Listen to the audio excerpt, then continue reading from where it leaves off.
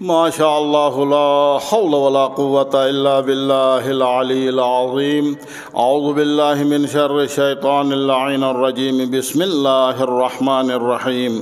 الحمد للہ رب العالمین والعاقبۃ للمتقین والجنۃ للموحدین والنار للعاصین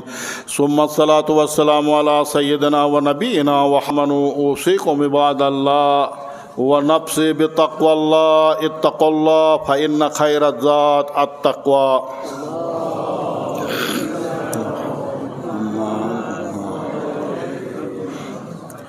میرے محترم مومنین،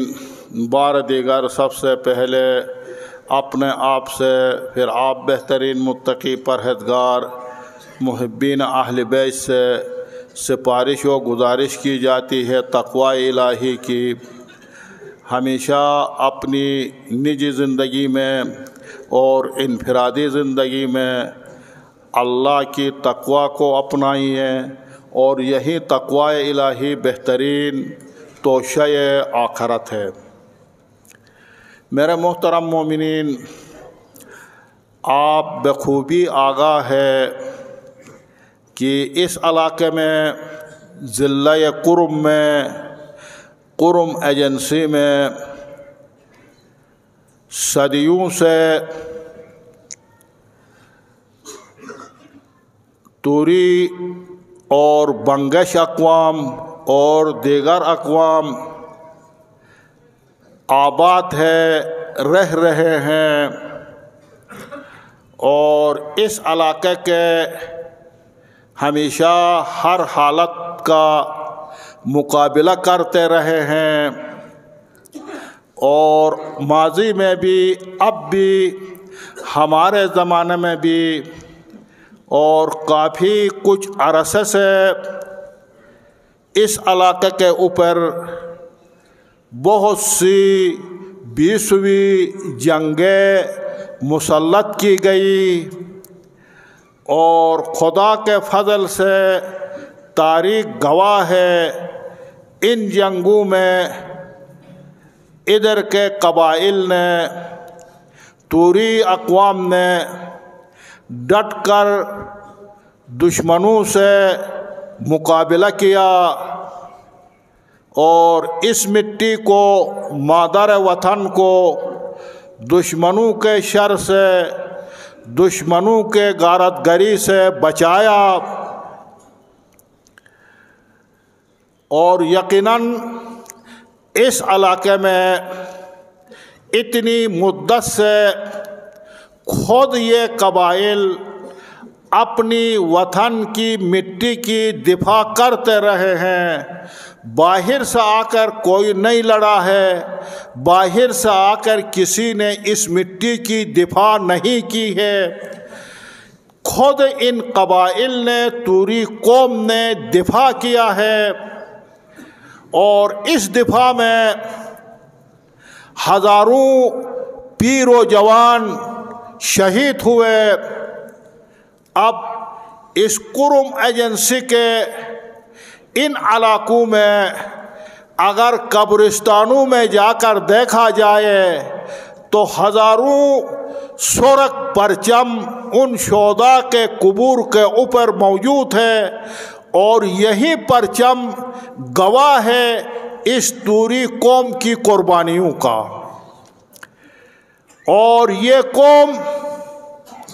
آئندہ کے لیے بھی، آئندہ بھی کوئی بھی دشمن داخلی ہو یا دشمن خارجی ہو، خوارج ہو، دہشت گرد ہو، امریکہ کی سازش ہو، اسرائیل کی سازش ہو، ہندوستان کی سازش ہو، ہم وقت مقابلہ کرنے کے لیے تیار ہے، آمادہ باش ہے، اپنی افواج پاکستان کے ساتھ شانہ بشانہ لڑنے کے لیے، دفاع کے لیے تیار ہے۔ اور یقیناً یہ قوم تاریخ میں کبھی کمزور نہیں رہی ہے، ہمیشہ طاقتور رہی ہے، ہمیشہ مضبوط رہی ہے، ہمیشہ دشمن کے خوب مقابلہ کیا ہے، دشمن کو منہ کی کھانا پڑی ہے اور دشمن کو شکست سے دوچار کر دیا ہے۔ کبھی بھی یہ قوم کمزور نہیں ہوئی ہے اور نہ اب یہ قوم کمزور ہے، اور جس طرح پہلی مضبوط تھے اس سے بھی زیادہ ابھی بھی مضبوط ہے یہ قوم۔ یقیناً چاہیے اس قوم کے لیے سازشیں بہت زیادہ ہے، چاہیے کہ رواداری کی فضا کو قائم رکھے، بھائی چارے کی فضا کو قائم رکھے، سیاسی رواداری کو قائم رکھے، مذہبی رواداری کو قائم رکھے، ایک دوسرے کو برداشت کرنے کے اپنے اندر حوصلہ پیدا کرے، خواہ جنگ ہو خواہ امن ہو، ید واحد ہو، اپنے اتحاد کو قائم رکھے، اور انشاءاللہ اسی حالت میں کوئی بھی کسی صورت میں کسی طرح سے بھی کوئی دشمن غالب نہیں آ سکتا، اور ایک مضبوط قوم بن کر دنیا کے نقشے میں ابھریں گے انشاءاللہ۔ مومنین کرام عافیت و سلامت با رب العالمین صلوات۔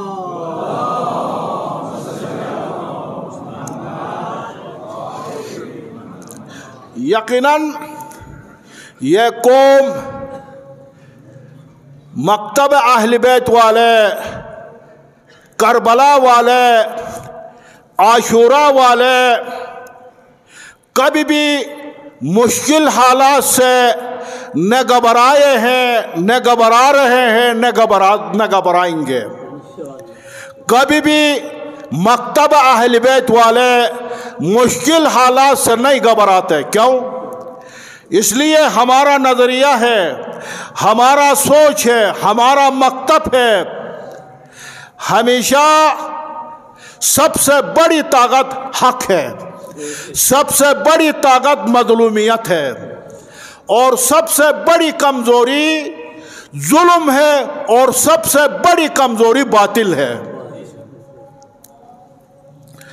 اور ہم سمجھتے ہیں جو بھی اس قوم کے اوپر ظلم روا رکھا ہے، ظلم کر رہا ہے، وہ اپنے ظلم کے شکنجے میں مر جائے گا، اور اس کا ظلم خود اس کا ظالم کا دامنگیر ہوگا، ہمارا یقین ہے۔ اور یقیناً تاریخ دیکھے، جب ظالم ظلم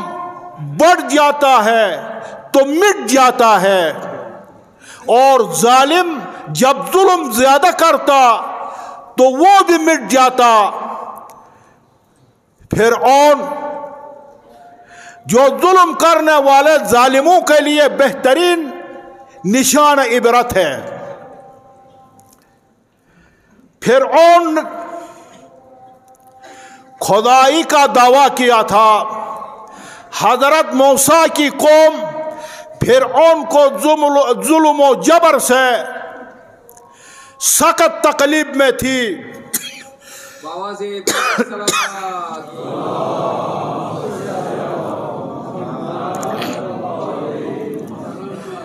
فرعون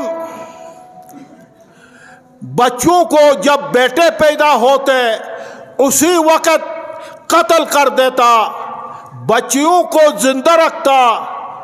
مردوں کو غلام بنا رکھا تھا، خواتین کو کنیز بنا رکھا تھا، اور انتہا ظلم و جبر تھا۔ حتیٰ اس نے یہی کہا اپنے درباریوں سے،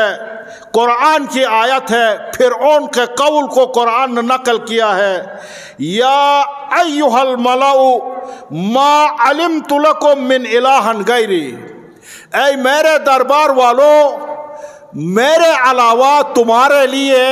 میں کوئی خدا نہیں جانتا، میں ہی تمہارا خدا ہوں۔ اور پھر کیا کہا؟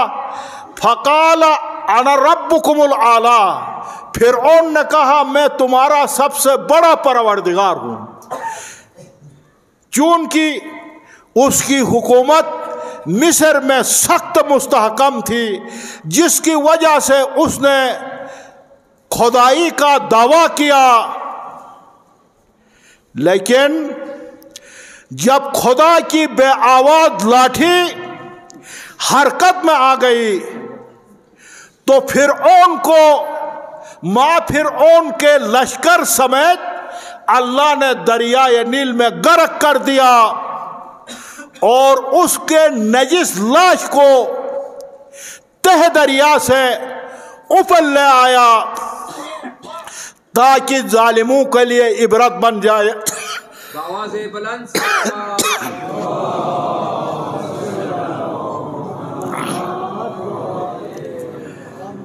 تاکہ لوگ جان سکے کہ ظالم کا انجام ایسا ہوتا ہے، اور جو بھی جب بھی جس زمانے میں بھی ظلم کرتا اس کا انجام فرعون جیسا ہوگا،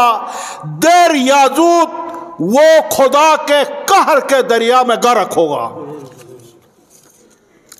اور یقیناً دیکھیں اس علاقے میں 5 مہینے سے راستے بند ہیں، 5 مہینے سے یہ علاقہ محاصرہ میں ہے، بھوک و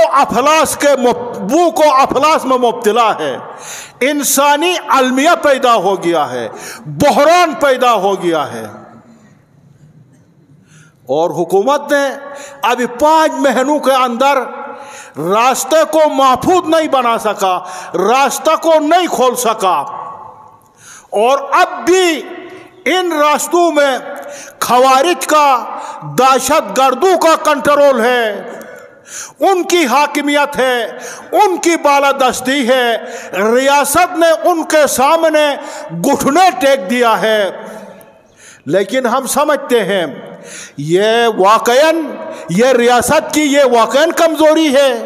نہیں، ہم سمجھتے ہیں یہ ریاست کی کمزوری نہیں ہے، بلکہ یہ ریاست، یہ ظالم حکمران اس قوم کے ساتھ، شیعیان حیدر کرار کے ساتھ کھیل رہی ہے، یہ ان کا کھیل ہے، اور انہوں نے ریاست نے بال کو شیعوں کے ہاتھ سے بھی نکالا ہے، اہل سنت کے ہاتھ سے بھی نکالا ہے، اور اپنے ہاتھوں میں بھی نہیں رکھا ہے، بال کو خوارج کے ہاتھ میں دے دیا ہے،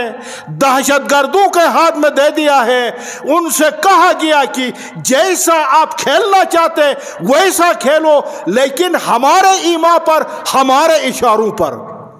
یہ ریاست کی کھیل ہے، اور یقیناً